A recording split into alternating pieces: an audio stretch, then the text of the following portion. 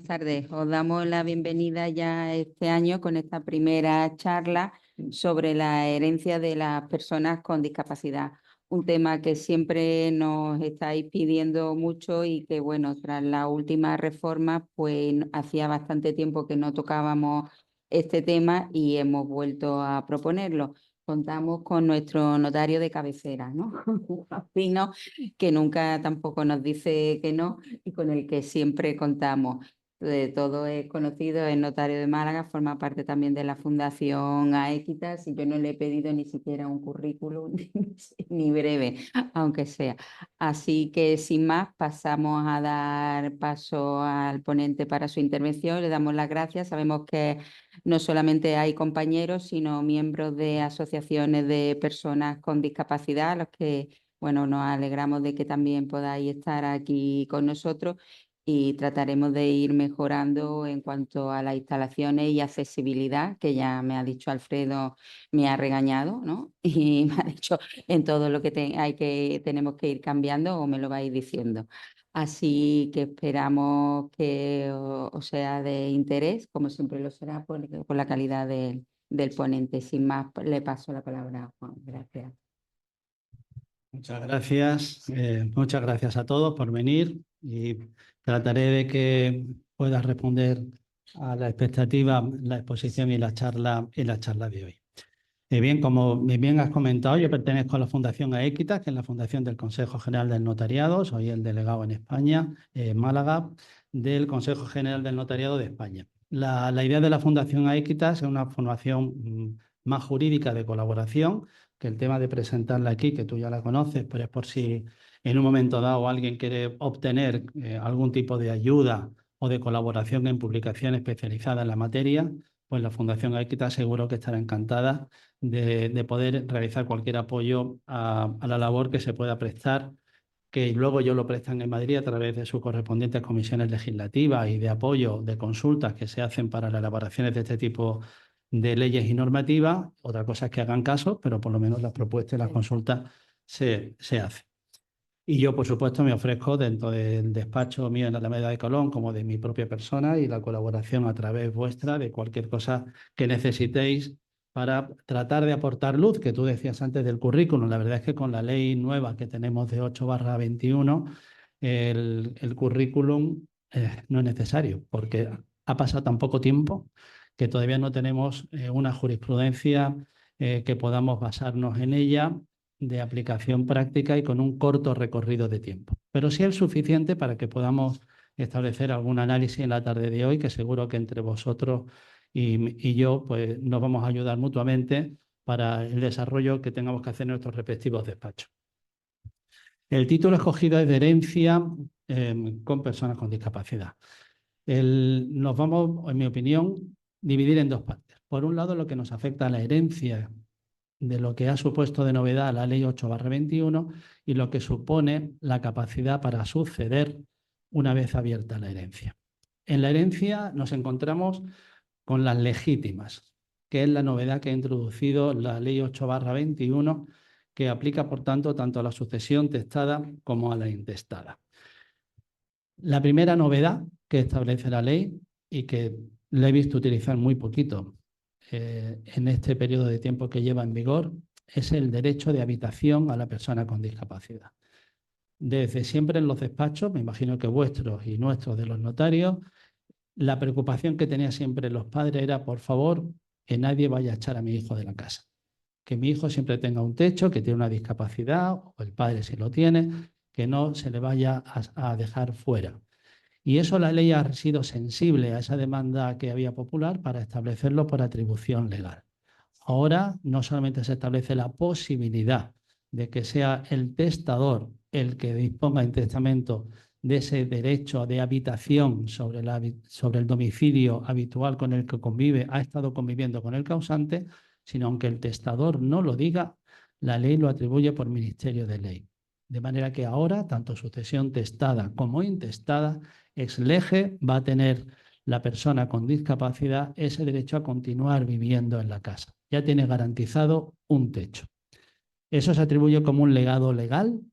La ventaja es que no computa para el cálculo de la legítima, es decir, la persona con discapacidad no lo va a tener, no lo lleva cogido de menos para el cálculo de su legítima, sino que es un plus que tiene además de cualquier otro que le pueda dejar el testador, pero este atribuido por ley.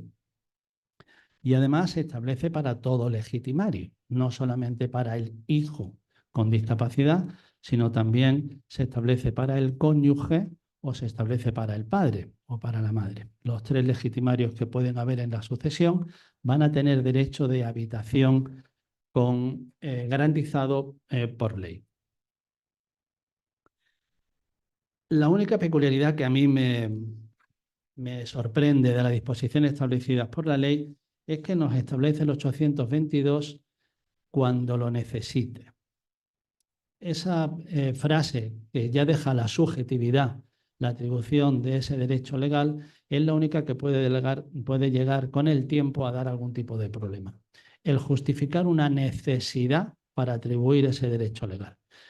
Esa expresión queda, por tanto, al arbitrio del posible conflicto con los otros legitimarios o con los otros herederos, que pueden alegar que no lo necesita porque lo que necesita en realidad es una residencia o necesita unos medios asistidos, una casa especial con unas dimensiones especiales y no la casa del domicilio habitual con el que ha convivido con el causante. Que lo que a priori puede pretenderse como mejor para la persona con discapacidad es que siga en su mismo entorno, que cuando fallezca la persona de su marido o fallezca el padre, el hijo siga siempre en la misma casa, en ese entorno donde le es cómodo, donde conoce perfectamente dónde moverse, cómo moverse, y lo conoce el conserje, los vecinos, el entorno, el de la tienda, y que siga viviendo en esa casa y no llevarlo a otro sitio. Pero al poner cuando lo necesite, ya queda sujeto a un criterio de una necesidad subjetiva que puede ser discutido o debatible por el resto de los legitimarios. La siguiente cuestión que aparece como novedad en la ley respecto de las legítimas es la que a mí me parece más llamativa. El derecho de habitación, como hemos visto, era una cosa que normalmente el testador se preocupaba por hacerlo, pero ahora, como repito, tanto sucesión testada como intestada, la tenemos. Pero la otra novedad que ha establecido, que ya solamente se aplica para hijos y descendientes, aquí ya no entramos a todo legitimario, es la posibilidad de que yo nombre un solo heredero y, por tanto, rompo con las legítimas del resto. Si yo tengo un hijo o un nieto con discapacidad, se lo puedo dejar todo a él y no dejárselo a los demás. Esto es una novedad que siempre ha existido, la intangibilidad de las legítimas, creo que todos los que estamos aquí lo hemos estudiado, y que eso era inatacable. Y si me permitís el comentario, podemos decir que en España hemos tenido siempre 2 tercios inatacables. Los de Flandes, que siempre, desde Pavía con el Escorial hasta la batalla de Rocroi, que inmortalizó las películas de Pérez Reverte, fueron vencidos ya los tercios de Flandes, y ahora, con la ley 821, han vencido también a los tercios de las legítimas españoles. Ya se le puede dejar todo a un solo hijo. Increíble. A nosotros, los que hemos estudiado otra cosa, nos parece un poco raro. ¿Y por qué hago tanto énfasis en que me parezca raro y sorprendente la atribución del 100% de la herencia a un solo hijo o nieto que tenga una discapacidad? Porque se establece al hijo o nieto que esté en situación de discapacidad. Al decir la palabra en situación de discapacidad, tenemos que plantearnos qué es estar en situación con discapacidad. Entonces, en vez de irnos a la ley 21, nos vamos a la Ley General de Discapacidad, que es la ley del 2013, que establece que la persona con discapacidad es aquella que tiene literalmente una deficiencia con previsión de permanencia que le impide actuar en condiciones de igualdad. Con lo cual veis que la definición es muy genérica. No hace falta tener un certificado de discapacidad. No hace falta una resolución judicial que diga que tengo una capacidad modificada y que me ha atribuido una medida de apoyo, sino que basta que yo esté en una situación de padecer una deficiencia física, psíquica, sensorial, que me impida actuar en condiciones de igualdad. Con lo cual, resulta que hemos creado la figura de que me la juego todo a un solo número, todo a un solo hijo, y no tengo que acreditar nada, nada más que decir que está en situación de discapacidad. La diferencia que supone que a los demás legitimarios no les queda nada, la diferencia con la desheredación, que es la figura en la que yo dejaba un solo hijo y me quito a los demás por la vía de la desheredación, es que la desheredación, si la impugna el desheredado, tiene que probarla el que ha sido nombrado heredero, el beneficiado. Aquí es todo lo contrario. Le damos la vuelta a la tortilla, la ley, y establece que si alguno de los legitimarios que no tienen discapacidad y que por tanto han quedado fuera de la herencia quiere impugnarla, es él el que debe de acreditar que no hay causa que lo justifique. Que no hay causa que lo justifique. Eso significa que no hay discapacidad. ¿Cómo justifico yo que la discapacidad que padece el hijo que he nombrado no es causa para justificar esa mejora? Queda un poquito, en mi opinión, al albur de que va a ser muy difícil probar, salvo que la causa que aleguemos como discapacidad, estemos hablando de, imaginemos, voy a poner casos que me han pasado, una alergia. Yo tengo una alergia y por tanto he trabajado en el campo, me han dado una discapacidad o una incapacidad laboral que se asimila a discapacidad y resulta que yo con eso, como tengo esa alergia, tengo una discapacidad, tengo por tanto una deficiencia que me impide actuar en condiciones de igualdad con previsión de permanencia. Cumplo los requisitos y ahora resulta que yo a ese hijo que tiene alergia lo puedo nombrar como heredero único y no nombrar a los demás. ¿Y cómo pueden los demás decir que no hay causa que lo justifique si realmente tengo ese padecimiento? O tengo ansiedad laboral, o tengo cualquier otro tipo de padecimiento de discapacidad. Pongo otro caso que me pasó, que le falta un accidente de moto y falta un dedo. Pero falta un dedo que no le impide la pinza. Su trabajo es totalmente normal. Hace absolutamente de todo. Juega al tenis, escribe, trabaja, pero tiene una discapacidad reconocida en este caso. Automáticamente con eso la ley no distingue, dice cualquier hijo o nieto en situación de discapacidad. No establece, como sabéis, en otros criterios administrativos, a los efectos de beneficios fiscales o a efectos de coger una cuantía de una pensión que sea superior a tal o cual porcentaje. No, basta cualquier situación de discapacidad. Entonces, ¿me hace falta que haya una resolución judicial que diga la capacidad modificada para nombrar un solo hijo y apartar a los demás? No. ¿Me hace falta un certificado administrativo de discapacidad con un determinado porcentaje? No. Basta simplemente estar en situación de discapacidad, que esa discapacidad puede ser acreditada simplemente con un informe médico o con cualquier otra cuestión que indique, y perdón que repita tanto, pero que tengo una deficiencia igual a fallo, a falta, a carencia, que me impide actuar en condiciones de igualdad. Esto supone un gran cambio. Nunca jamás había establecido la violabilidad de la legítima, que ya sabéis que se establece siempre la posibilidad que cuando cualquier donación que viola la legítima tiene que reducirse por inoficiosa, toda esa cosa que hemos estudiado para la legítima, ahora pasa a ser un cambio, en mi opinión, radical, que desde que está la intangibilidad de legítima, que yo sepa desde las partidas de Alfonso X el Sabio, siguen estando así. Seguían estando así y ya a partir de ahora han dejado de serlo. ¿Qué condiciones se establece para los otros legitimarios? Se establece la posibilidad, y digo posibilidad porque lo puede excluir el testador, de que lo que deje a su fallecimiento la persona con discapacidad sí pase al resto de los legitimarios, pero solo si el testador no lo excluye. Ya sabéis que lo que se llama esa figura jurídica es la sustitución fideicomisaria de residuos. Es decir, yo a mi hijo o nieto con discapacidad, lo nombro heredero único y por ley se establece que el resto de legitimarios van a tener el sobrante que no se gaste mi hijo o nieto con discapacidad.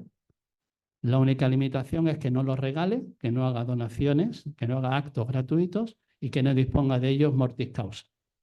Pero se lo puede gastar todo. No tiene ninguna otra limitación. Incluso el testador puede decir que incluso hasta ese sobrante tampoco vaya para el resto de legitimarios. Por tanto, la novedad que ha establecido el 808 es total a favor de la persona del discapacitado. El sobrante, como ya sabéis, intentaré decir pocos latinajos, pero este que sí me gusta mucho. El sobrante es si sobra, si es que sobra, que algo sobra, ¿no? Que lo que dice en latín era si aliqui supererit, quod supererit. Pero en español queda muy gráfico, que si sobra, que siempre sobra algo, pero solo si sobra. El testador lo puede excluir y, por tanto, los demás legitimarios no cogerían nada, pero, recuerdo, pueden establecer la impugnación, disponer de una impugnación de esa cláusula testamentaria, pero tienen que acreditar la causa que lo justifique.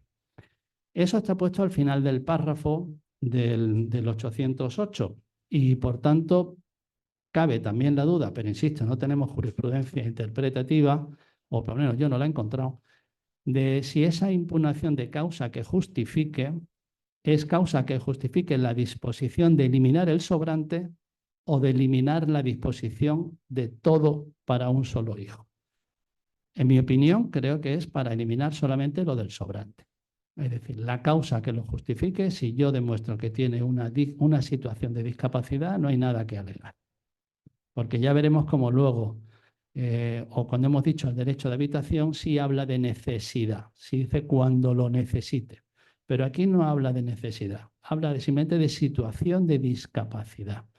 En el derecho de habitación, sí, por tanto, se establece que yo necesito un techo y puedo considerar que no me hace falta ese techo para impugnar la disposición.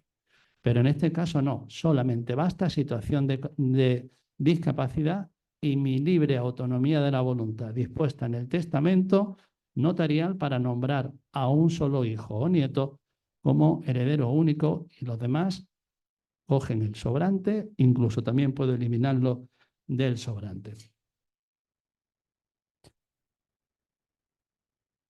Estas novedades, por tanto, son las que se establecen para el tema de la herencia por la Ley 8/21, que ya sabemos que ha establecido otras muchas novedades. Es decir, ha desaparecido la tutela para los mayores de edad, ha desaparecido la patria potestad prorrogada, ha desaparecido la sustitución testamentaria que hacían los padres en nombre de los hijos, incapacitados que ya no son incapacitados, pero han surgido figuras nuevas o se refuerzan figuras nuevas, como son las medidas de apoyo y se refuerzan las figuras de la guarda de hecho y de la curatela. Todas esas novedades que también afectan al tema de las herencias, pero pasamos ahora a la segunda fase que yo quería plantear con vosotros, que a mí quizá me parece la que tiene más intensidad, que es cómo calibrar el juicio de capacidad de las personas que son llamadas a suceder. Siempre que tengamos la apertura de una sucesión testada o intestada y en el que uno de los llamados a la sucesión es una persona con discapacidad, lo primero que tiene que hacer en su decisión es responder a esa llamada, al avocatio, al jus delationis. ¿Quiero aceptar o quiero renunciar a la herencia? Pero eso es una decisión importante, porque ya sabemos que las disposiciones que se establecen en una herencia llevan siempre su pequeña carga de responsabilidad. Si eres heredero, responde con el activo y compasivo, pero si eres legatario, también respondes incluso de un bien inmueble, de un pago de unos impuestos, de un mantenimiento, de una responsabilidad civil de lo que vas a mantener y, por tanto, esa decisión de aceptar o renunciar a la herencia requiere un mínimo de capacidad de entendimiento, de comprensión, de asimilar la importancia de heredar y de poder expresar libremente tu voluntad de manera consciente. De manera que ese juicio de capacidad de entender y de expresar tu voluntad es donde nos remite ahora el problema a la nueva ley. Antes lo teníamos relativamente fácil. Estaba la persona incapacitada, que por tanto respondía el tutor por ella, y ahora ya sabéis que la ley 8/21, siguiendo los criterios de la Convención de Nueva York del 2006, lo que parte es de una serie de principios novedosos, pero que tampoco nos extrañan a todos porque son de sentido común, en el que se establece el principio de mínima intervención, es decir, que la persona con discapacidad tenga la accesibilidad universal, que siempre esté como regla general presente en su toma de decisiones, que la intervención externa sea la mínima posible y que se atienda siempre a sus, y abro comillas, deseos, preferencias, voluntades, creencias de la persona con discapacidad. Cuando se utilizan estas expresiones, estamos hablando de personas que antes han tenido capacidad, sabíamos cuáles eran sus deseos, preferencias y voluntades y luego las han perdido. Alzheimer, Parkinson, accidentes, ictus, y entonces sí hay un recorrido histórico para hacerlo. Pero cuando son personas que tienen una discapacidad psíquica de conocimiento de nacimiento, no podemos saber cuáles son sus deseos, preferencias y voluntades. Por mucho que la ley trate de establecer que le hagamos entender la importancia del acto que van a hacer para que nos digan una respuesta consciente si quieren aceptar o no, es muy difícil hacérselo saber. Cuando son de personas que no tienen una capacidad sensorial y que tú tratas de explicarles de alguna manera, pero ves que está mirando para arriba, que no está atendiendo, que ya ha perdido la concentración, es muy difícil que te respondan conscientemente de eso.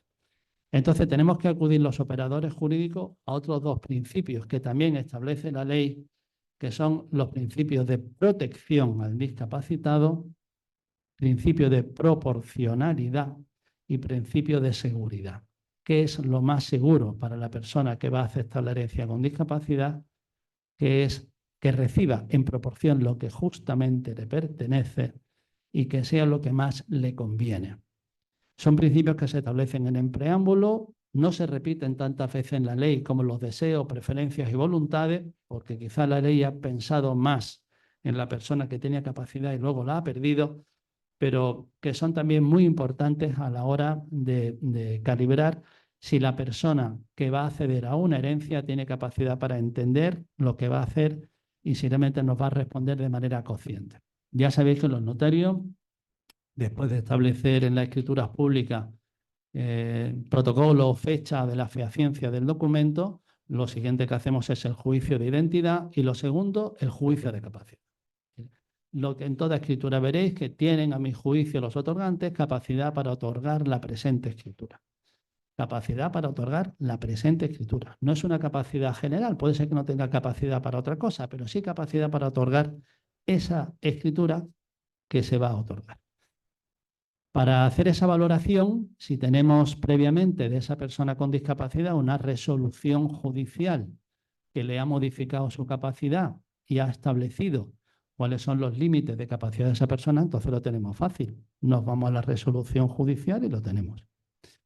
En Málaga, ¿qué ha ocurrido? Bueno, pues Málaga al principio, por las sentencias que he visto yo en el despacho, las resoluciones judiciales que adoptaba el juzgado número 11 pues eran partidarios de no intervenir, que al amparo de la Convención de Nueva York, de la Ley 8/21, era de mínima intervención. Pero la realidad es que hay personas que sí necesitan que se le ayude. No puede ser que estén sin una representación porque no tienen capacidad de entendimiento para eso. Afortunadamente, ha habido una sentencia del Tribunal Supremo, dos sentencias, si no recuerdo mal, del año 23, en el que ya se establecía que aunque es una medida excepcional la curatela representativa, no por ello debe de establecerse que sea excepcional su aplicación. decir, excepcionales para el caso concreto. Solo cuando la persona no tenga capacidad de entendimiento es cuando hay que aplicar la curatela representativa.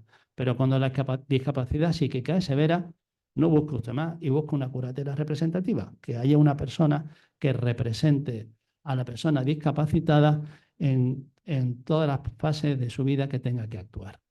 También esas sentencias establecían que hay que establecer para cada persona no un traje genérico de una sola talla, sino que establecer siempre trajes a medida, disponiendo que las resoluciones judiciales, y le ponía el reto a los jueces para que así lo hagan, distingan qué actos puede hacer el discapacitado por sí solo, qué actos puede hacer acompañado de la medida de apoyo, imaginemos del curador, pero decide el discapacitado, pero con la asistencia y el consejo del curador, qué actos tiene que decidir entre los dos, es decir, no va a decidir solo el curador ni solo el discapacitado, sino que tienen que llegar a un acuerdo, y qué actos puede decidir por sí solo el curador sin ni siquiera estar presente el discapacitado, o decide el curador pero oyendo al discapacitado. Es decir, son 5 supuestos lo que ha establecido el Supremo, que tiene que hacer un esfuerzo los tribunales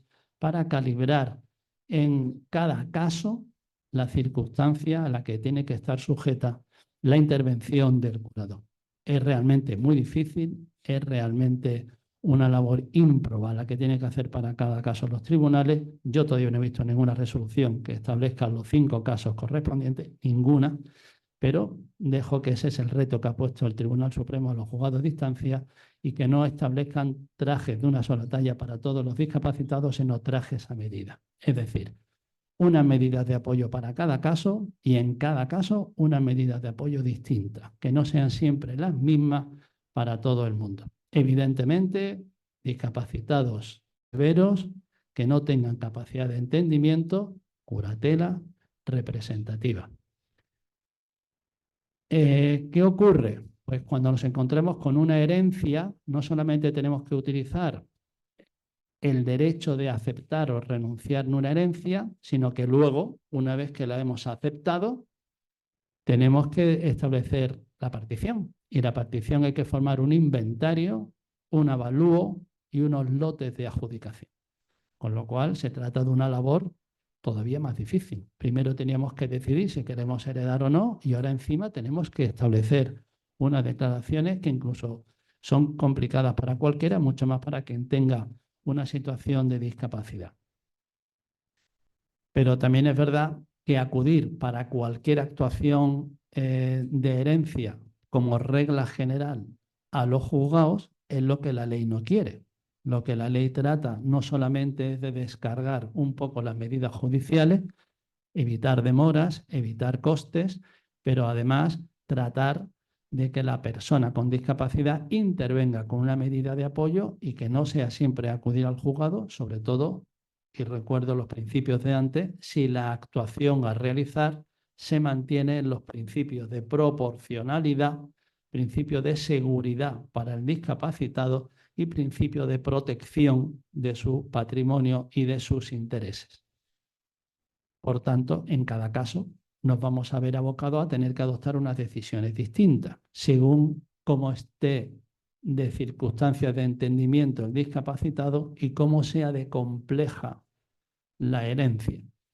Si resulta que tenemos unas valoraciones tasadas, unos saldos bancarios, todo se reparte por partes iguales entre los que son herederos sin discapacidad y con discapacidad, en principio no debe haber peligro ninguno que con unas mínimas medidas de apoyo el discapacitado pueda otorgar con un juicio de capacidad con mínimo entendimiento la correspondiente escritura pública de aceptación, adjudicación de herencia, formación de lotes, sin tener que acudir a la intervención judicial.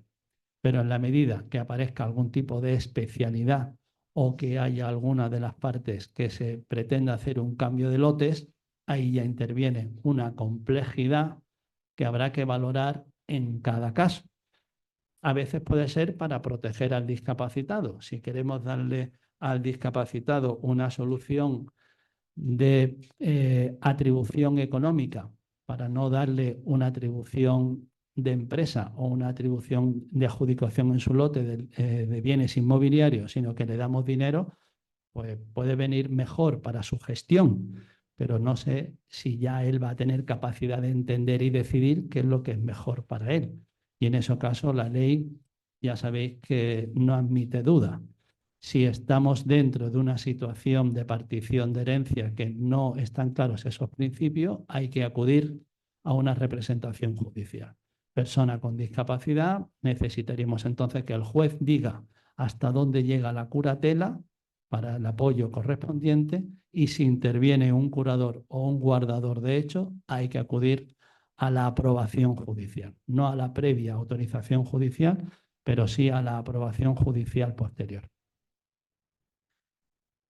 La intervención judicial que tenemos en la escritura de herencia con discapacidad va a ser necesaria porque esa no la ha quitado, el procedimiento sigue siendo el mismo, pero necesitamos tratar de prever los operadores jurídicos que tenemos que actuar en el mercado, abogados y notarios, para tratar de asesorar a nuestros clientes que hagan las disposiciones en vida para tratar de evitar el día de mañana a los que se quedan los mínimos obstáculos posibles. ¿Y eso cómo lo podemos conseguir? Otorgando poderes. Los poderes preventivos son un instrumento que se ha establecido por la ley ya hace mucho tiempo, en el que podemos establecer con la subsistencia del poder para el caso de la discapacidad. Son inscribibles en el registro civil, tienen por tanto que, aunque no me acuerde de dónde hizo el poder, queda constancia en el registro civil, y que cuando yo pierda la capacidad, si me pasa cualquier cosa, voy a tener un representante legal que va a poder hacer mi otorgamiento de herencia sin necesidad de acudir al juzgado, siempre y cuando no haya un conflicto de intereses. Pero yo en el poder también puedo salvar la autocontratación, el conflicto de intereses, la múltiple representación. Todo eso lo puedo tener previsto desde antes si tengo la persona adecuada a la que puedo apoderar. Si no la tengo, ya es más complicado. Pero si la tenemos, imaginemos, matrimonio bien avenido, consolidado, plena confianza el uno en el otro, pues un poder recíproco. Si no, en nuestros hijos mayores de edad que estén bien ordenados de cabeza, sensatos, maduros, que le podemos otorgar un poder, pero siempre dejar en vida un poder y no dejarlo para cuando ya me empieza a flojear la capacidad, que es cuando nos llama todo el mundo y nos dice: mi padre, ya le estoy notando cosillas, a ver si puede usted venir. Y cuando vaya, el padre no sabe bien lo que quiere, titubea. Ya es tarde para que podamos hacer un poder con este tipo de facultades. La segunda cuestión es hacer testamento. El testamento facilitará a nuestros herederos con discapacidad o sin discapacidad, pero mucho más si tenemos herederos con discapacidad, el que puedan realizar la herencia, como hemos dicho, con estas disposiciones especiales que podemos establecer, o adjudicando los lotes específicos para cada uno, de manera que todo sea luego más fácil para ellos. Teniendo en cuenta, además, que si en el testamento, que a mí me parece esto una innovación muy importante, que ha salido en una resolución de la Dirección General recientemente, pero por lo visto había algunas anteriores que yo no conocía, que es que si en el testamento nombramos contador partidor, ya en la partición de la herencia, no ser un acto que se negocia entre todos los herederos, sino que la dispone el contador partidor nombrado en el testamento, ya no va a necesitar aprobación judicial. Entonces, me parece de gran importancia que en las personas que tengan sucesores con discapacidad le van a evitar que el curador que quede luego tenga que acudir a la aprobación judicial para la partición de la herencia, con todo lo que eso va a demorar: poder disponer dinero del banco, poder disponer de bienes, poder disponer de fondos para pagar los gastos del discapacitado. Si nombra un curador partidor, lo va a poder hacer de manera rápida, fácil, si es un profesional colegiado, de manera eficiente y responsable, y vamos a tener una solución final en la partición de la herencia con discapacidad, evitando la demora y los gastos que supongan la intervención judicial. Creo que esos son criterios que son muy importantes a tener en cuenta. Imaginemos también que las herencias normales que nos planteamos son aquellas que dejan bienes inmuebles y saldos bancarios, pero también están las que se dejan acciones de una empresa. Imaginemos que la persona que con discapacidad que recibe por herencia acciones de una empresa, la vemos metido dentro de la junta de accionistas y nos volvemos a plantear otra vez. ¿Tiene capacidad para ejercer el voto? ¿Tiene capacidad para entender las decisiones que se adoptan en una sociedad mercantil, para aprobar unas cuentas anuales que ya de por sí son complejas para casi todos y que pueda establecer el voto? Entonces, todo eso con un testamento podemos establecer unos lotes de manera que podamos dejar prevista la representación o la adjudicación según cuál sea nuestra voluntad y no meter quizá a la persona con discapacidad, que le podemos compensar con otras cosas que sean menos complejas y de más fácil entendimiento, y de ahí la ventaja, otra de las ventajas de tener siempre hecho el testamento. Bueno, yo creo que con esos apuntes que hemos establecido tenemos unos criterios para abrir, si os parece, el debate entre vosotros y que podamos iniciar una interacción de preguntas y comentarios, si queréis, respecto de la materia de herencia de personas con discapacidad. Damos por finalizada esta Sí. intervención. Y Paz, muchas gracias, que yo creo que ha sido bastante clarificadora y por lo menos nos ha dicho las pautas o las novedades principales que ha podido introducir la ley. Si queréis, abrimos aquí un turno de preguntas. Hay 2 preguntas online. Si alguno quiere intervenir o preguntar algo. Pasamos, bueno, aquí el derecho de habitación de los discapacitados. Yo tengo la discapacidad visual. Sí, por eso. Sí, yo creo que está allá. Derecho de habitación. La voy a leer. Bien, Para sí. el derecho de habitación de los discapacitados a los que ha hecho referencia se refiere a usufructo sobre la vivienda habitual. ¿No tendría que pagar gastos de la casa? No, no es un derecho de usufructo. Ya sabéis que el derecho de usufructo es un derecho de uso y disfrute y, por tanto, si os acordáis de la facultad, el jus alieni rebus utendi et fruendi, para solamente la posibilidad, lo que deja la ley al legitimario es el derecho de habitar. No puedo explotar la casa o no puedo arrendarla, no puedo percibir los frutos civiles, que es la renta. Eso sería si tengo el usufructo. Pero lo que me deja es el derecho de habitación, el derecho de continuar viviendo en la casa en la que he convivido con el causante.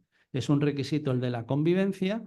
Sigo viviendo en la casa o sigue viviendo la persona con discapacidad, y además es un derecho que no excluye la cohabitación con otros legitimarios, ni tampoco el derecho que atribuye, si os acordáis, en el tema de separación o divorcio, de liquidación de gananciales, el derecho del cónyuge. Es decir, que se puede dar que en la misma casa tengamos varios derechos legales, pero derechos sucesorios de la persona con discapacidad que hereda al causante solamente lo tiene el legitimario con discapacidad. Una atribución legal que es un derecho a habitar.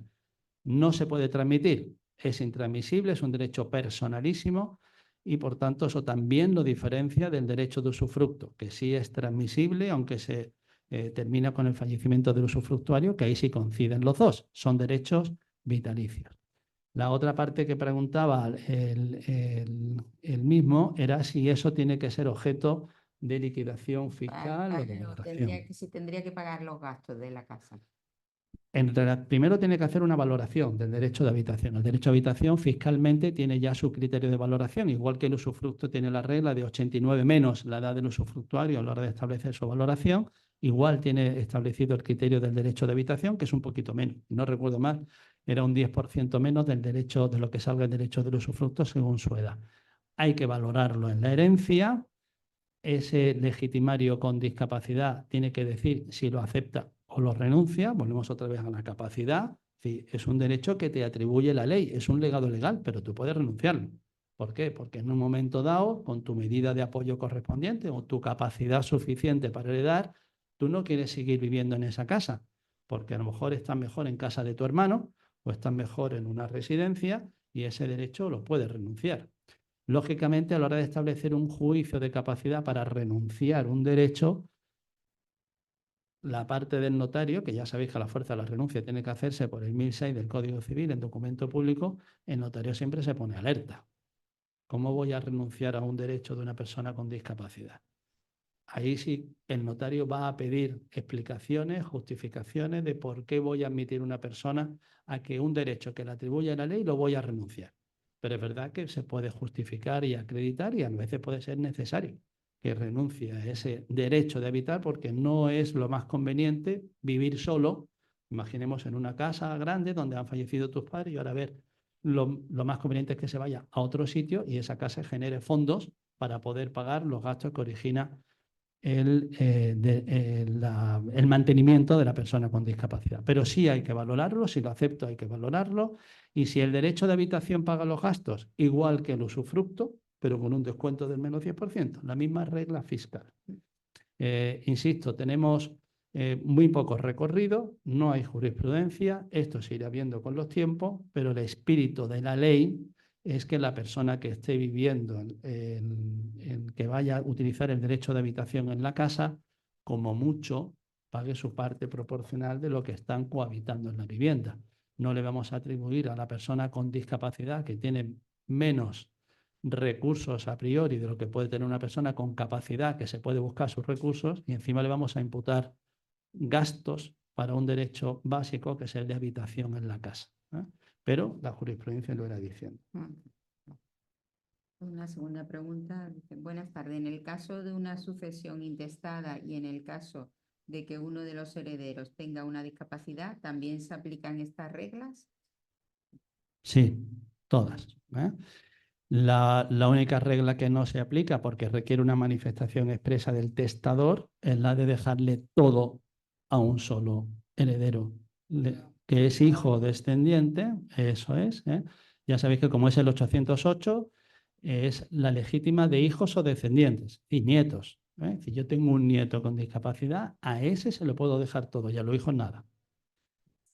Pero tiene que ser testado. No puede ser intestado. Y la atribución del derecho de habitación es así, es atestada o intestada. Y el juicio, sí, el hológrafo igual que el otro. Una vez que se advera, el hológrafo vale exactamente igual que el testamento notarial. Manuscrita, fechada, firmada, sin tachones. Aquí otra pregunta. Dice, tengo dos hijos. Para dejar a mi hija con discapacidad del 98% un bien inmueble que no le perjudique fiscalmente, ¿es conveniente dejarle solo la nuda propiedad y no el usufructo? ¿Cumplo así con su legítima? Como hemos visto ahora, podría dejarle todo a la hija con discapacidad. Todo. Esa es el... Claro. Claro. Los porcentajes de exención de la Junta, que actualmente están en 1 millón de euros, pues además tienen, me parece que a 1.200.000 si tiene una discapacidad. Vamos, sobrado. Que hay gente que tiene casas que valen más de eso, sí, y pagaría solamente por el exceso, como sabía en la situación de discapacidad. Pregunta ella si cumpliría la expectativa, si le deja, perdona porque no he entendido bien la segunda parte. ¿Es conveniente dejarle solo la nuda propiedad y no el usufructo? ¿Cumplo así con su legítima? Con la legítima ya hemos visto que puede hacer ahora lo que quiera, porque una vez que tenemos hijos o descendientes con discapacidad, lo de la legítima, acordaros de los 2 tercios de Flandes que hemos dicho, han sido vencidas. Ya no nos preocupa lo de las legítimas. Con lo cual esa primera parte es solucionada.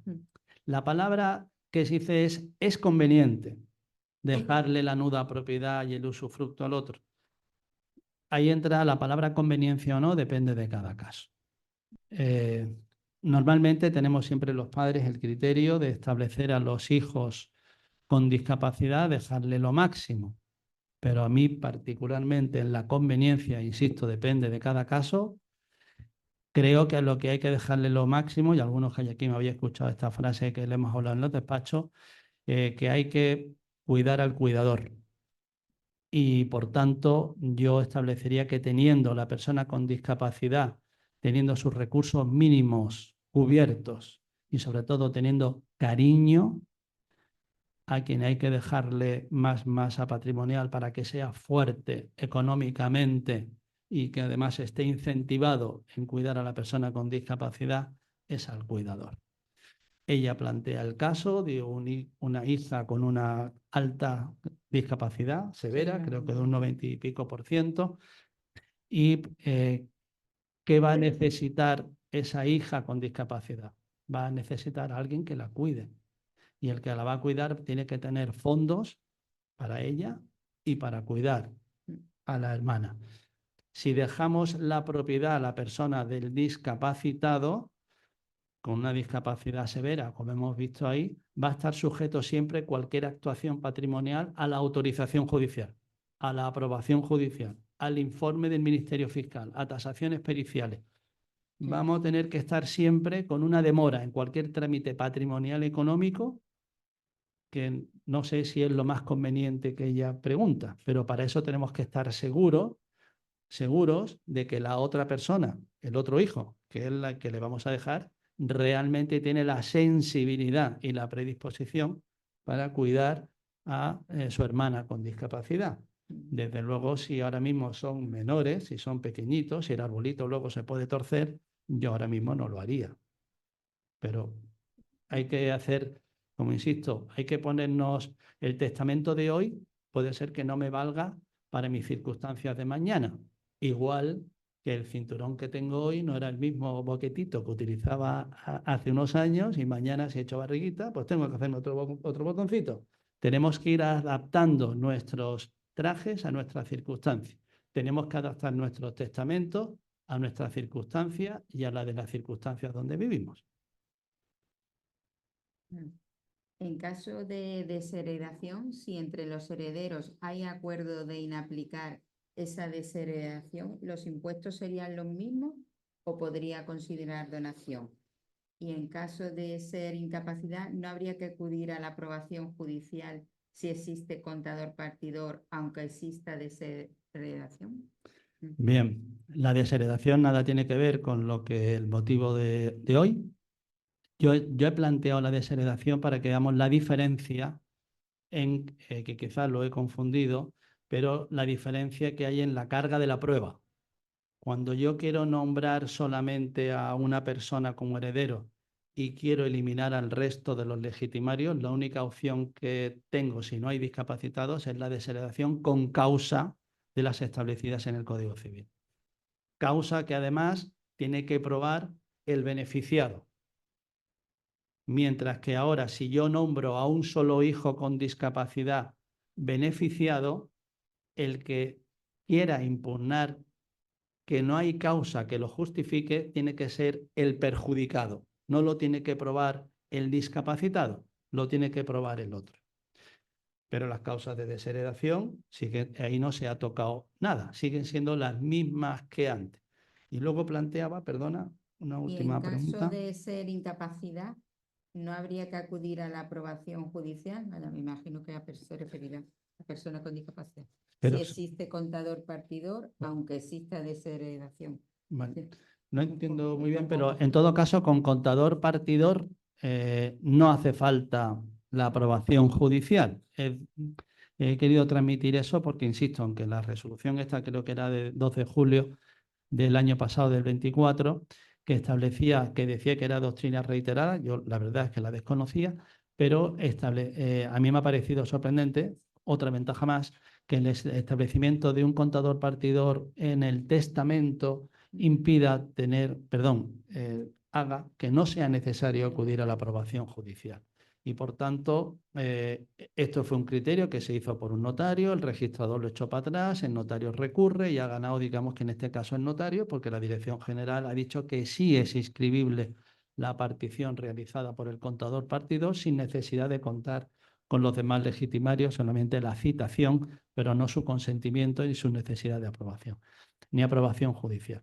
La desheredación de una persona con discapacidad, que me parece que también la planteaba, ¿no? Sí, algo sí, si existe Ahí, contador, aunque exista desheredación. la desheredación de una persona con discapacidad, nada cambia. Si hay causa de desheredación, puede haber cometido causa de desheredación el discapacitado, pues depende si es consciente o no de sus actos, pero en principio puede cometer el discapacitado. Ten en cuenta que cualquier persona con una discapacidad física puede cometer un acto que luego pueda ser motivo de desheredación. Ya sabéis también que las causas de desheredación ahora se han ampliado mucho en los últimos 10 años de jurisprudencia para equiparar la falta absoluta de relación como si fuera causa de desheredación, como negación de alimento, que establecían antes, o equiparable al maltrato psicológico. Es decir, que basta una falta de relación imputable al desheredado para que sea causa de desheredación. Pero si el discapacitado es una discapacidad psíquica, él no es consciente ni es responsable de sus actos si es una discapacidad severa. La persona que había preguntado lo de las dos hijas dice, si le dejo todo, la perjudico fiscalmente, al costar como propietaria, no tendría opción a residencia pública, ayudas, becas. Hay que elegir. Si le dejo evidentemente una propiedad, evidentemente cierro el paso a acudir a una vivienda de VPO por sorteo de promoción pública, porque ya tengo una propiedad. Eso está claro. Pero yo quiero el sorteo de el acceso a una vivienda de propiedad pública o a subvenciones que me puedan dar si tengo patrimonio, pues ya no lo voy a tener. Pero lo otro es una posibilidad que puede ser que llegue o no llegue, mientras que si se lo deja el padre al hijo lo tiene seguro. Entonces más vale asegurar que no estar en posibilidades. Y parece que una última. En el caso de una persona con discapacidad severa psíquica, se le ha aprobado como medida de apoyo la guarda de hecho, a pesar de la severidad de su discapacidad. Esta persona es heredera única de una herencia yacente, testada pero sin cortador partidor. ¿Puede aceptarla al guardador de hecho o se debe pedir autorización? Bien, la guarda de hecho, como sabéis, establece una limitación, la ley, que es que sean para actos que no sean de especial significación. Y por tanto nos corta las alas a cualquier intervención que pueda hacer el guardador de hecho más allá de actos de mero consumo.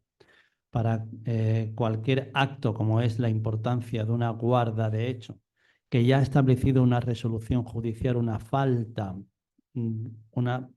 de capacidad en el sentido de discapacidad, capacidad modificada, que no puede actuar por sí solo sin el guardador de hecho, cualquier acto que él exceda de una especial significación, la ley establece ahora que tiene los mismos requisitos que tiene el curador representativo, es decir, le hace falta una aprobación judicial posterior. Este caso que plantea esta última pregunta viene en la línea que, a pesar de tener una discapacidad severa, el juez ha optado por no adoptarle ninguna medida, no sé si es de Málaga o si es de los juzgados de la provincia, pero de esas he visto yo muchas en el que el juez lo que ha adoptado es: si ya tiene usted la guarda de hecho, no venga usted a pedirme que yo le nombre un curador, porque la ley nueva establece que usted, como ya está guardado por su padre, no necesita ninguna medida de representación. Yo tuve un caso de una señora de una barriada humilde de Málaga que tenía 4 hijos, 3 con discapacidad. Uno era el único que había nacido con facultades mentales suficientes por sí mismo. La señora había ido 3 veces al juzgado y 3 veces que el juez le había dicho que no hacía falta, que teniendo ese hijo tan grande y tan hermoso y ella que se podía valer, que los 3 otros estaban guardados.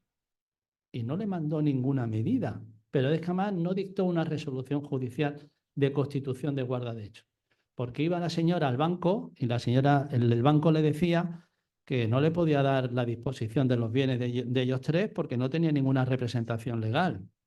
Y ella decía: es que el juez me ha dicho que como soy la guardadora de hecho, yo venga aquí y que diga que soy su guardadora. Y el del banco pues no le daba fondo.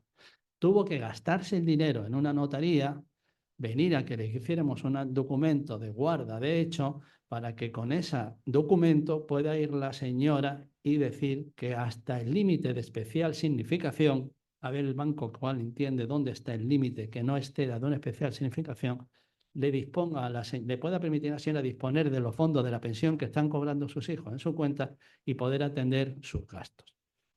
En medida de discapacidad severa, ya hemos comentado que expresamente tiró de las orejas, porque ha pasado con bastante frecuencia en todo el territorio nacional el Tribunal Supremo a los jueces de instancia, de que deben de establecer curatela representativa. Que sí, que la ley trata de que sea principio de mínima intervención, que hay que fomentar el acceso universal de la persona con discapacidad, pero cuando hay una discapacidad severa que no se puede enterar, hay que acudir a la curatela representativa. Si queréis, por pura anécdota, la ley 8/21, su artículo 1, el primero de todo, lo que modifica es la ley del notariado para cuando hacemos nosotros el juicio de capacidad. Mirad lo que dice que tenemos que hacer.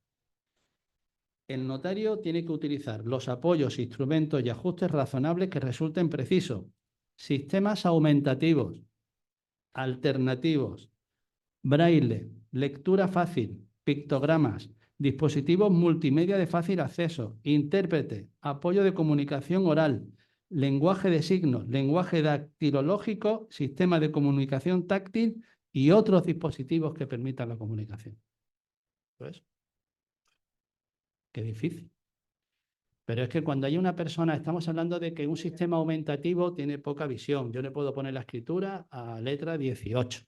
Si con un pictograma me entiende, yo dibujo casita, dibujo dinero, dibujo cosas para la adjudicación. Pero estamos hablando de que son personas que no tienen una capacidad, como os he dicho al principio, capacidad de entendimiento, de asimilar, de comprender lo que significa el acto que van a hacer y de expresarme de manera consciente su decisión. Esto está pensado para personas con dificultad visual, con una dificultad física, pero no con una dificultad psíquica. Pero sí es verdad que nos plantea un reto a todos, a vosotros y a nosotros, para darle una respuesta a cada caso. Y por eso generalidades es muy difícil darlas. Pero podemos forzar la máquina, como os decía al principio, cuando estamos hablando de repartir dinero por partes iguales. Pues sí, podemos ser flexibles, porque la ley también establece el principio de proporción, el principio de seguridad y el principio de protección. Y ahí sí podíamos entrar. Pero si no, hay que acudir a una curatela representativa y acudir a la autorización o aprobación judicial. Por allí, hoy ahora está ahí, os estáis animando. Vale, pues venga, por allí. Del dinero líquido, ¿cómo queda? ¿Recibe el porcentaje que le correspondería del 89 de la edad o lo recibe íntegramente y si sobra se lo quedaría en el? El usufructo del dinero está previsto en el Código Civil. Entonces se trata de que tú puedes disponer del dinero, recibir los intereses y luego a la extinción del usufructo la misma cantidad tiene que estar ahí para el resto. Eso es lo que dice la ley. La mayoría de las veces cuando se establece el usufructo viudal sobre el cónyuge viudo, por decir el que más se aproxima al que se aplica siempre, en una sucesión intestada, pues los hijos no le piden a la madre o al padre viudo que otra vez vuelva a establecer el dinero. Pero todo eso se facilita si establecemos un testamento con la facultad de conmutación. Conmutamos el usufructo por cantidad efectiva. La conmutación del usufructo por una cantidad efectiva, si no está dispuesta en el testamento, Hacienda lo considera como permuta de derechos y puede considerar que es un acto tributable.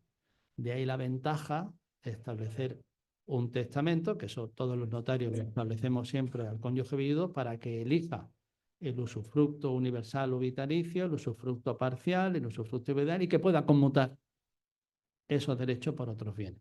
De manera que así establecemos un mecanismo más fácil, porque realmente es complicado. Si yo resulta que me dejas el usufructo de 1 millón, pero yo tengo que a mi fallecimiento tener 1 millón para devolvérselo a los nudos propietarios, hoy día que el dinero no da nada o da muy poco, en realidad me has dejado un castigo más que otra cosa. El causante y el usufructuario es el otro miembro del matrimonio, el hijo que sería el nudo propietario de ese dinero al fallecimiento del padre no existe. Ese dinero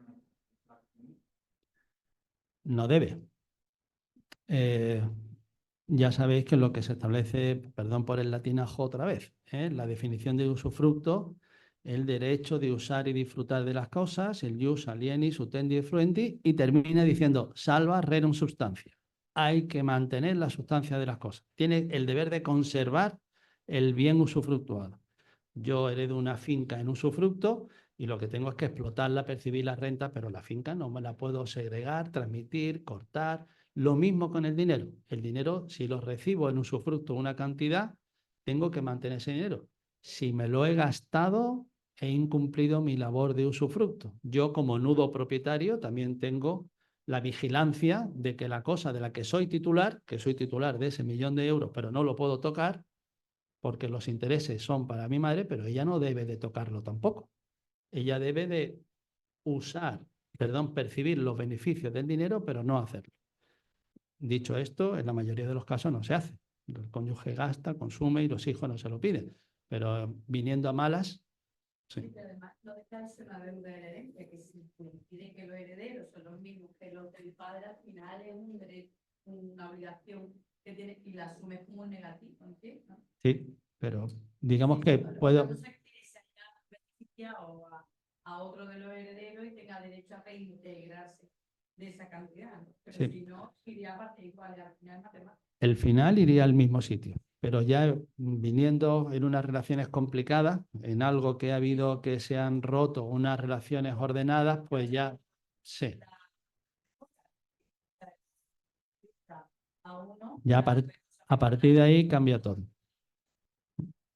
Había por ahí varias preguntas, ¿no? Bueno, allí detrás y ahora.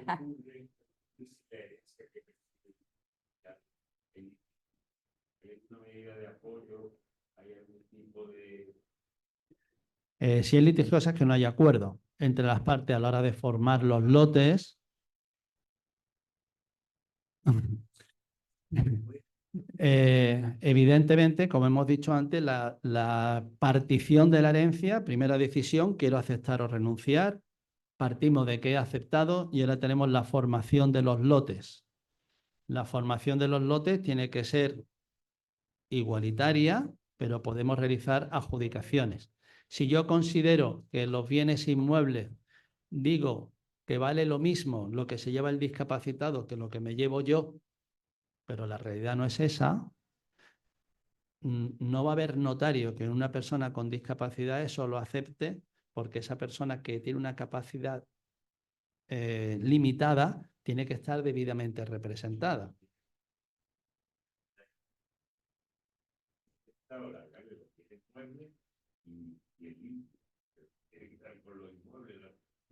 Hay inmuebles que son un castigo, ¿eh? Hay inmuebles que pueden ser un castigo. Si en este caso, ya estamos hablando de inmuebles de Málaga, que digamos que tienen una revalorización asegurada y que los costes son muy por debajo de su beneficio, evidentemente no va a haber aprobación judicial que admita eso. Es decir, estamos hablando de que me está planteando usted un claro abuso por parte de la partición. Todo eso, desde el punto de vista del testador, que ha tenido a sus sucesores a la vista y sabía de qué pie cojeaban algunos hijos y otra persona con discapacidad y que podía haber hijos que podían abusar de este y no ha adoptado una medida, ha cometido, en mi opinión, una falta de diligencia en ordenar el testamento. Pero si no ha hecho nada, no ha hecho testamento y son por partes iguales, la partición de la persona con discapacidad tiene que estar con la medida de apoyo del curador y el curador tiene que contar luego con la aprobación judicial.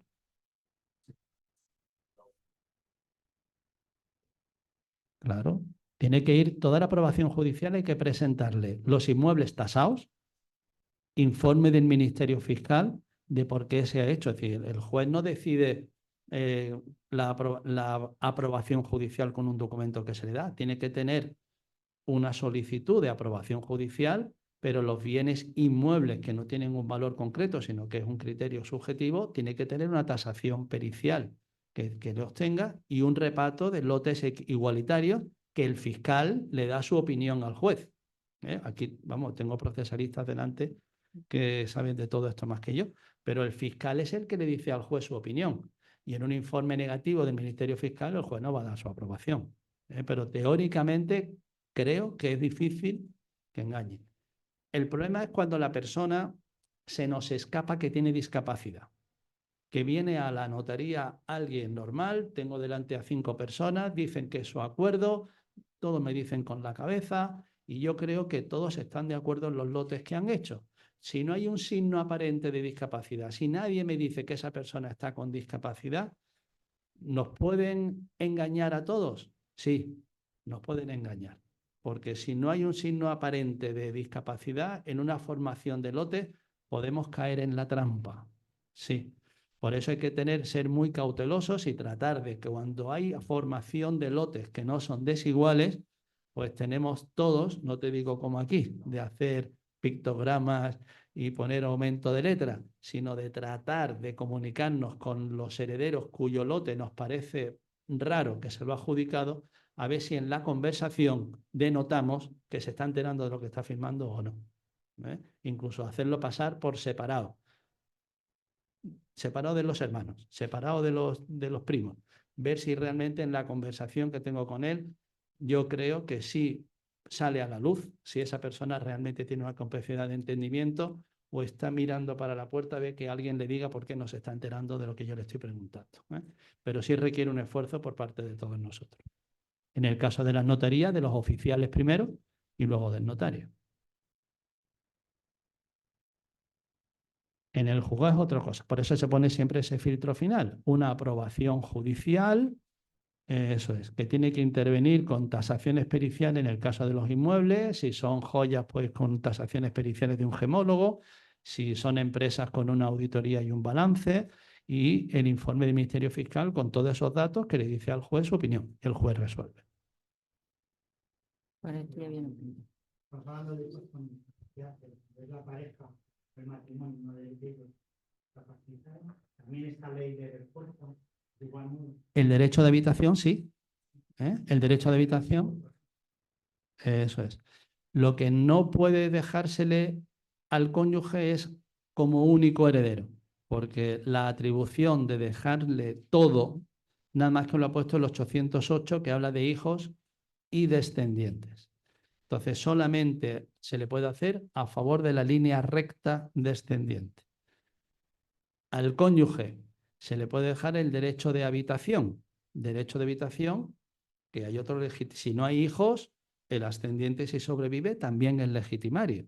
Ya sabéis que seguimos la línea romana de que el cariño primero desciende, luego asciende y luego se extiende. Es decir, primero descendiente, luego ascendiente. El cónyuge comparte con los dos legítimas en distinta proporción, pero solo en el último caso es legitimario el cónyuge. Luego ya los colaterales no son legitimarios. ¿La ley ha favorecido al cónyuge? Sí, el derecho de habitación. Le ha protegido ahí en el derecho de habitación, que por ley cónyuge con discapacidad lo tiene, igual que al papá o mamá si no tenemos hijos. Si tengo un padre o madre con discapacidad y estoy conviviendo con mis padres en mi casa, cuando yo falte, mi padre o madre con discapacidad tiene derecho a seguir viviendo en la casa que ha convivido conmigo, salvo que yo expresamente en el testamento lo haya excluido. Allí al fondo hay una pregunta.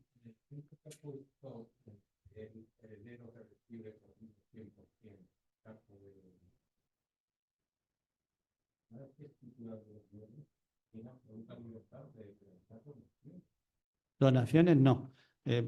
Solamente tiene dos limitaciones. Disposiciones de acto a título gratuito que no las puede realizar, regalos, no puede realizar, ni puede disponer mortis causa, es decir, por testamento, de esos bienes que ha recibido por esa atribución de legítimo. Son las dos únicas limitaciones, las mismas que se establecen en la sustitución fideicomisaria de residuos. Entonces, sí es verdad que la atribución a título gratuito, bueno, pues me lo puedo gastar todo en una fiesta o me lo puedo gastar en elementos de lujo que no son necesarios. La ley no establece ninguna limitación a la persona con discapacidad, que si permitís el parangón y no quiero confundiros, con la ley del patrimonio protegido, ahí se establece que los fondos que tenga el patrimonio protegido sí dice expresamente que se tienen que gastar en necesidades esenciales del discapacitado. Con lo cual, ahí sí hay una finalidad, pero aquí no. Aquí yo atribuyo todo mi patrimonio hereditario al hijo o descendiente con discapacidad y que se lo gaste en lo que quiera, menos regalarlo y disponer mortis causa. Repetimos, lo que sobre será para los restantes legitimarios si es que sobra algo. Creo que tú querías también. En mi caso, causante, sin hijo, mujer, esposa, con discapacidad y ascendiente. La última, ahí, es viable la discusión. Sí, los padres son legitimarios y me sobreviven. Coincide la legítima del cónyuge viudo, que en vez de ser del usufructo de un tercio pasa a ser de la mitad. Ya, pero puedo testar como Claro, igual claro. y Tú, darle la legítima al ascendiente. claro. No, tú puedes quitar la legítima a los ascendientes y dejársela todo a tu cónyuge si está en situación de discapacidad. Sí. Solamente, pero estamos hablando del derecho de habitación. Vale. El dejárselo todo a un solo hijo solamente vale en línea recta descendiente. El derecho de habitación sí vale para el cónyuge, sí vale para los padres. Todo para uno, solamente a hijos o nietos. Que digo uno, digo dos o digo tres. Pero si esta persona que os he dicho antes, que tenía 3 hijos con discapacidad, pues los puede dejar a los 3. La pareja, de hecho, ya no lo regula esta ley, sino que la pareja, de hecho, en la situación actual que tenemos, tiene un asimilado a efectos fiscales al matrimonio, pero cuando hablamos de la legítima, solamente se establece al cónyuge. La pareja, de hecho, la separación, de hecho, sí tiene unos efectos que desaparece la legítima, pero la pareja, de hecho, no tiene legítima. Con lo cual, una discapacidad de la pareja de hecho no te otorga, no puedes dejarla en ese sitio si hay algo. No hay derecho de habitación. Ya, yo creo que la última pregunta que vamos a hacer. ¿Qué opina de la constitución de un patrimonio protegido en estos casos? ¿Es conveniente hacerlo en testamento? Bien, no tiene nada que En ver estos con el casos sería de título, discapacidad. sí, pero el patrimonio protegido tiene unas ventajas fiscales muy importantes que siempre son recomendables hacer, que se puede hacer por el propio discapacitado o por los parientes que tienen derecho a deducción, y la conveniencia de hacerlo fiscalmente sí es muy relevante, porque me lo deduzco de mi base imponible. Si yo estoy pagando un 20% que me ahorro. Si estoy pagando un 40% de IRPF, un 40% que me ahorro. Es decir, el patrimonio protegido si es conveniente hacerlo por ventajas fiscales. ¿Se puede hacer por testamento? No. El patrimonio protegido hay que hacerlo por escritura pública en vida y no para cuando yo me muera. Hay que hacerlo en vida.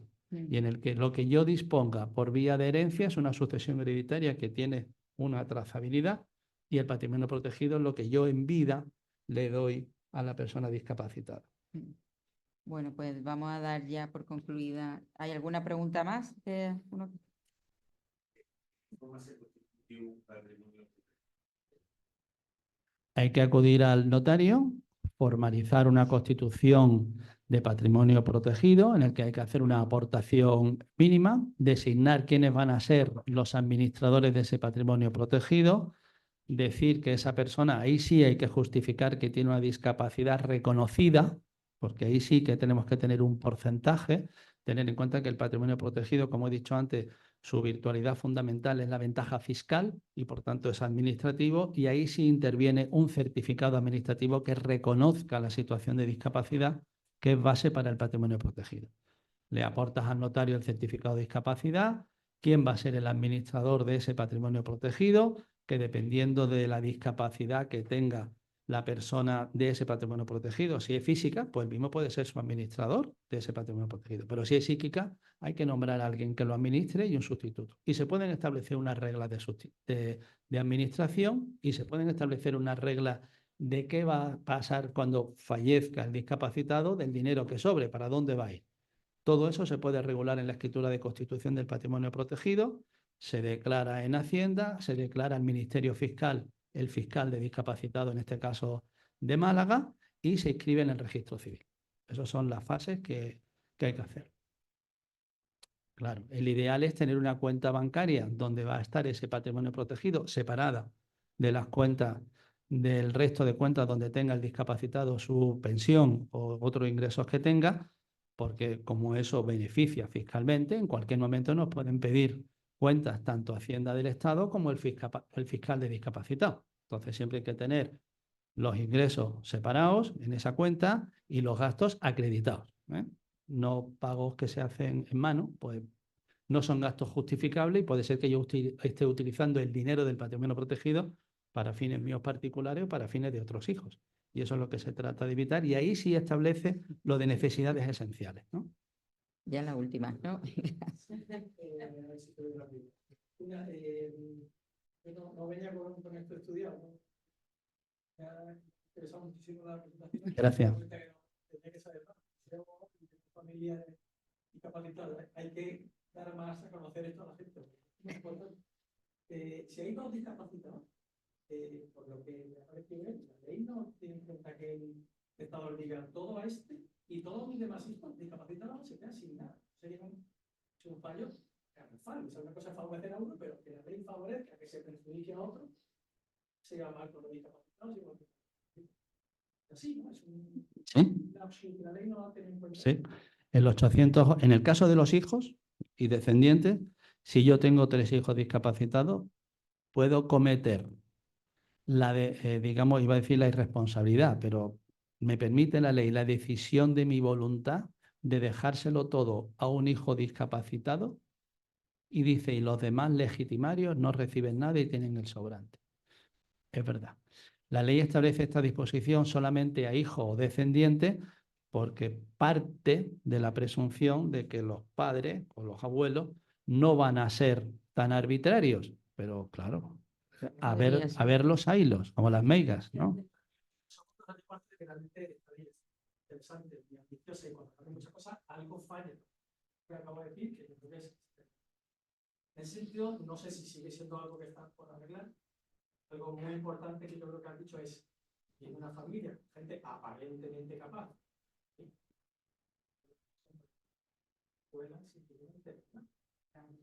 sería muy fácil, sería muy positivo, que creo que no existe y sería fácil de impulsarlo, igual que cuando uno va a testar, tiene que ver si hay un certificado, si hay seguros de vida, etcétera, que está oficialmente registrado, si hay un registro de gente con discapacidad. Yo tengo estos DNIs, alguno de estos tiene una discapacidad, eso no existe, pero sería muy sencillo que el notario revisase que una de esas personas no puede ir al notario y decir que sí y repartirlo bien sin que se revisen otras cosas. Y, o sea, la ley, el Estado lo tiene muy fácil es un ordenador y un botón.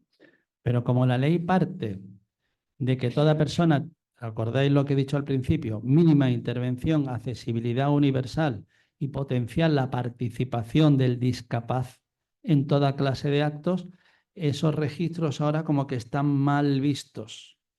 Las resoluciones judiciales que te modifican la capacidad se inscriben en el registro civil, pero son privadas.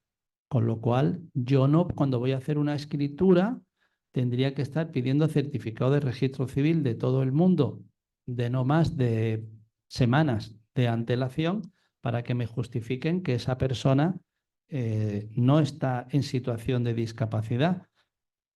Se llegará, porque llegará un momento que el registro civil se esté totalmente informatizado, cosa que todavía no lo está, y que podamos tener acceso, igual que hoy día es impensable que compremos una casa sin que el notario pida una nota registral actualizada al día de hoy, y mira que hay inmuebles, terrenos y fincas, y se pide, se obtiene, y lo que era impensable hace 20 años, ahora se obtiene de manera muy fácil y sencilla en tiempo y hora.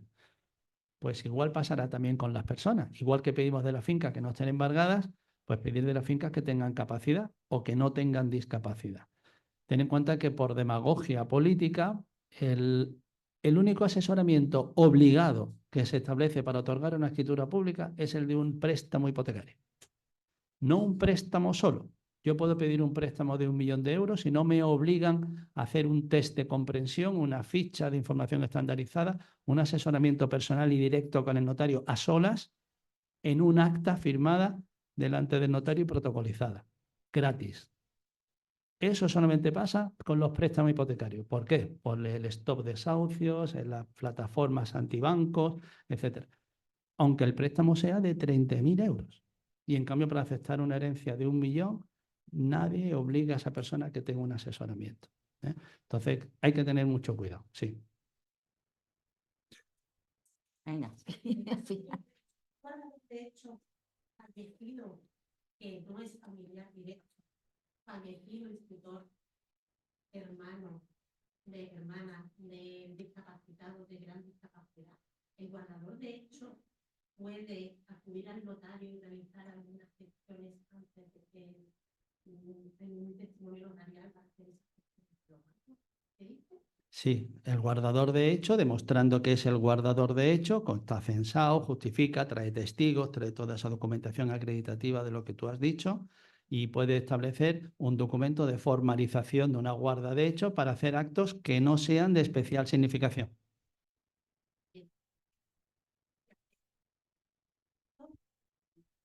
Tutor ya desaparecido, curador, para actos, claro, el tema está, como os he dicho antes, que es el juez el que tiene que determinar los 5 supuestos que os he dicho yo. Determinar un curador, pero no como antes. Un tutor representa al incapacitado de antes para todo. No, ahora no. Ahora el curador tiene que decir, curador, ¿cuándo tiene que ir el discapacitado sin curador? ¿Cuándo tiene que ir como mera asistencia o consejo? ¿Cuándo tienen que decidir entre los dos? ¿Cuándo puede decidir el curador solo? Que ha sido la última sentencia, era el discapacitado, que era un tema que tenía de paranoias y un tema de peligro, y él no quería estar asistido por el curador y el juez se lo impuso. ¿Por qué? Porque cuando le daban los ataques hacía locuras disparatadas patrimonialmente. Y entonces el juez dijo, contra su voluntad, contra la voluntad del discapacitado, en fin, máxima intervención, no mínima, pero es por el principio de protección de él, porque él en ese momento estaba bien, pero luego cuando le entraba el paranoia, disparaba con todo y se gastaba todo el dinero. Pues la prodigalidad ha desaparecido también. Pero en este caso el juez lo que le dijo que sí, estaba bien la curatela representativa y que el jugador podía actuar incluso en contra de la voluntad del discapacitado.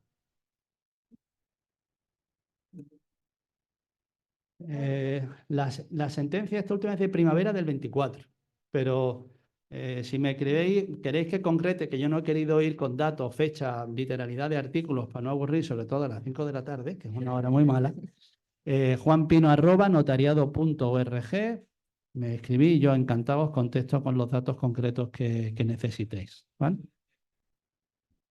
Pues ahí estamos para lo que haga falta. Perfecto.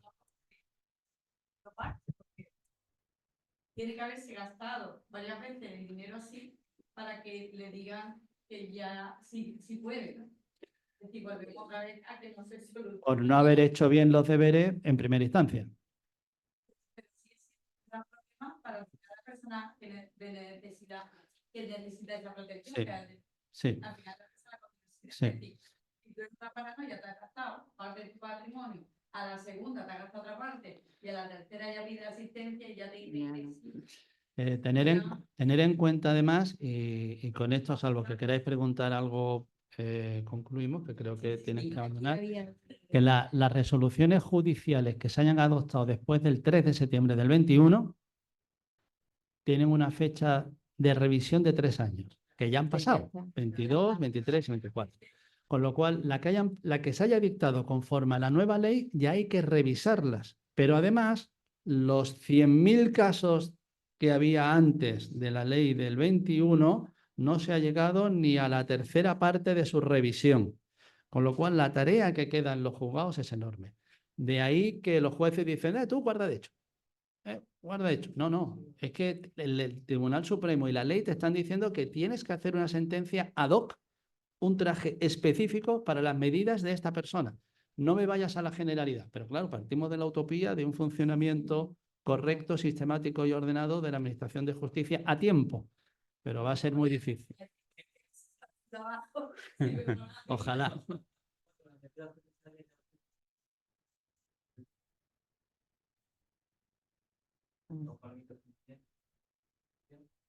Todas se archivan en el juego del 11. Y yo he tenido que como que poner un poco esta cuestión del estilo, la convención, los ajustes razonables y todo eso. Y pues es importante.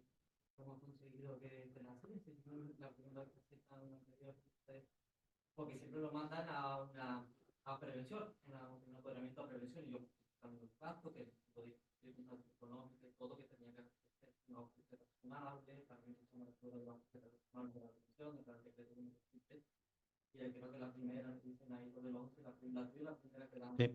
Yo digo que yo me sorprendió verlas porque nosotros recibimos también un acuerdo que hubo entre la Fiscalía del Tribunal Supremo, el Consejo General del Notariado y la Asociación Patronal de la Banca para coordinar la atención en ventanilla de las personas con discapacidad con el nuevo sistema de la guarda de hechos.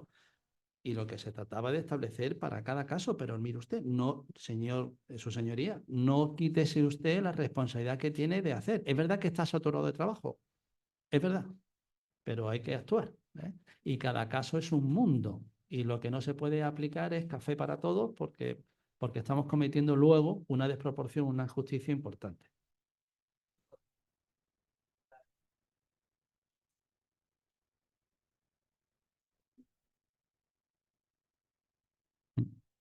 Fíjate, el caso que te he puesto de los...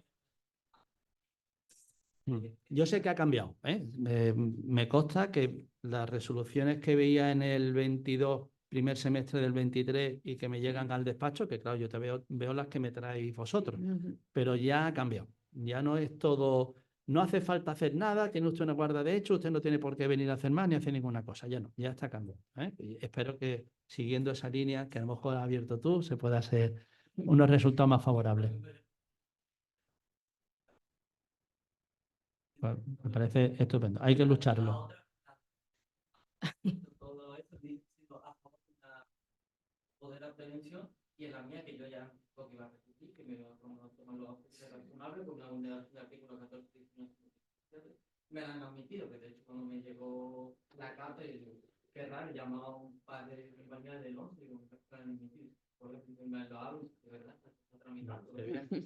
Enhorabuena por ti, aunque lo siento por el otro. Cuéntame. Pues nada, bueno, aquí había una que decía que si el contador partidor tiene que ser un profesional acreditado que tienen distintas propiedades en España y en el extranjero y 2 niños, uno de ellos con una discapacidad. El contador partidor no hace falta que sea un colegiado profesional. Yo pasa que en mis testamentos los recomiendo al testador. ¿Por qué? Porque está sujeto, quieras que no, a una formación, está sujeto a un código deontológico, tiene un seguro de responsabilidad civil, tiene una experiencia a la hora de hacerlo. Abogado, economista, auditor, notario, que también podemos serlo, pues eso ya da igual. Pero la cuestión está en que sea una persona que tenga una formación y una experiencia. Si nombro contador partidor a mi abuelo, pues que seguro que tiene una experiencia de vida total, pero no, más normal es que no me sobreviva y que además luego sea una carga que se tiene que enfrentar a los herederos para tener un contador partidor en el que le va a costar, ¿eh? De hecho, hay muchos contadores partidarios que renuncian, ¿eh? Que se nombran cargo y cuando llega el momento no quieren problemas con las demás personas, tenían el compromiso con la persona que ha fallecido, fallecida la persona, yo ya no me quiero meter en cargo. Por eso hay que nombrar también personas que puedan ser valientes, decididas y que luego vayan a afrontar ese problema. Si luego no se trata solamente de que sea remunerado, es que además que debe de serlo, sino que además se enfrenten a esa cuestión y puedan hacerlo. Bueno, pues damos ya por concluida la sesión de hoy. Te agradecemos la ponencia. Muchas gracias. A todos.